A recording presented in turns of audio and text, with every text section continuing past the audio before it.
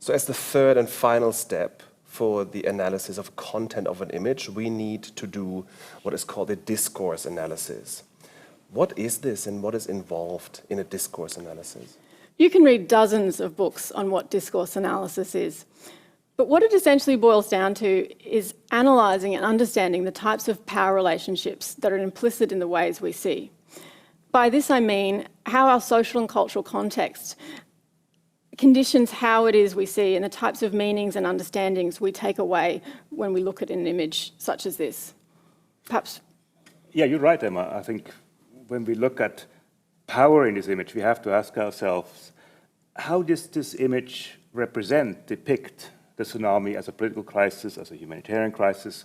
And an important question here is, what do we see and what do we not see? What's in the picture? What is out of the picture? What is the power to frame the crisis in this particular way? What does that mean in terms of the political content, the consequences, the emotional consequences?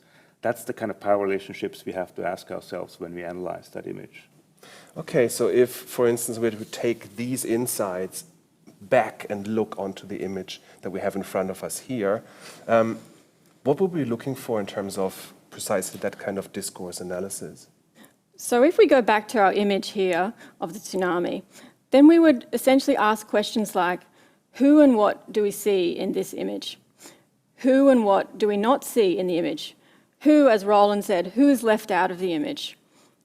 Who, and we as audiences, is looking, and what position are we looking from?